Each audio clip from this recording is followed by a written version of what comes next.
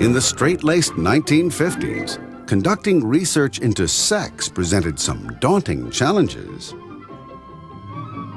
For example, when Masters and Johnson began their work at Washington University in 1957, they wondered where they would find volunteers for the project. But to their surprise, they discovered that many ordinary people were willing to serve as subjects. Curiously enough, getting research subjects was easy.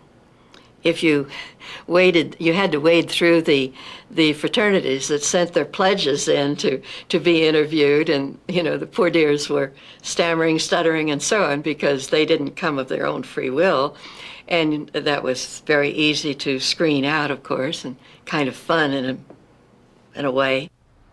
So, Masters and Johnson embarked on the first major scientific study of sexual response ever conducted.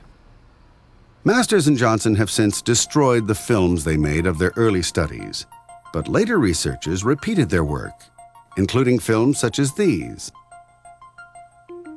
Over a 10-year period, Masters and Johnson observed and took measurements from 700 male and female subjects masturbating or having intercourse in the laboratory.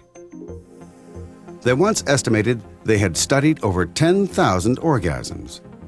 They were the first to film a woman's orgasm internally using an artificial penis of clear plastic that contained a light and camera. In the late 50s and early 60s, this kind of research would have scandalized many if they had known it was going on. I couldn't think of any way that I could prepare the public for the shock value of finding out that such research existed.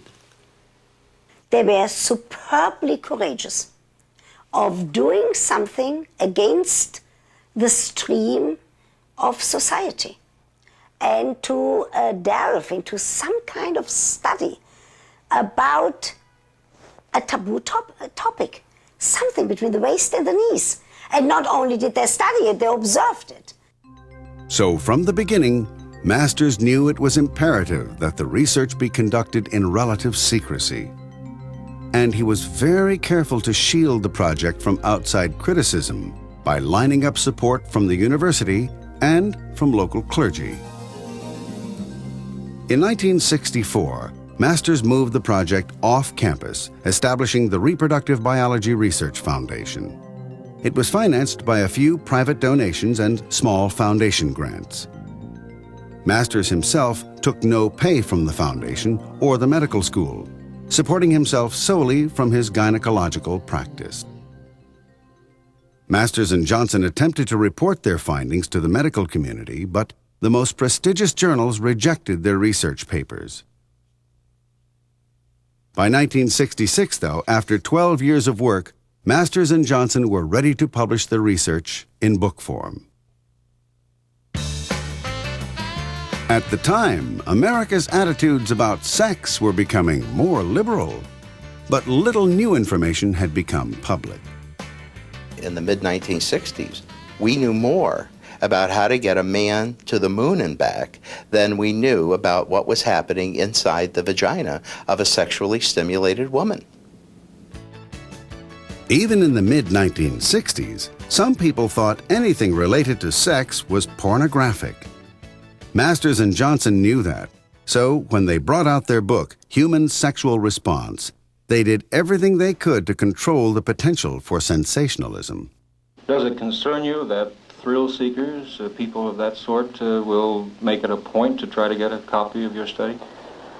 No, I don't really think so. If they are looking for pornography or that type of material, they're going to be disappointed, because I can assure you that every effort was made to remove this type of material from the text. Masters and Johnson wrote the book as a medical textbook in deliberately dense scientific language. They chose a conservative Boston publisher, Little Brown, and held briefings for small groups of science writers in a Boston hotel suite just before publication. We weren't marketing. We just didn't want the books burned. We just didn't want them to be ignored for what they were or misunderstood. The book was a sensation. Little Brown released 15,000 copies, and they sold out in one day. How has the demand been running? Wonderful. Beyond our fondest expectations. I noticed you put it in the window, so you have no... It's a hot property. I want to sell it. Human Sexual Response went on to sell over 250,000 copies in just the first year. It held firm on the bestseller list for 6 months.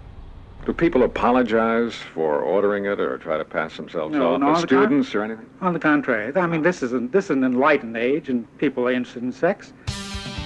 Compared to the 1950s, it was an enlightened age, as America's sexual mores were changing. If the Masters and Johnson book had arrived in 55 or 1960, it would have been blasted. It arrived at almost the perfect time. It arrived at a time in which people were throwing off a lot of the taboos and repression related to their own sexuality. In Human Sexual Response, Masters and Johnson identified 4 phases of orgasm and detailed the physiological responses in each. Some of their findings overturned popular misconceptions, particularly in regard to female sexuality.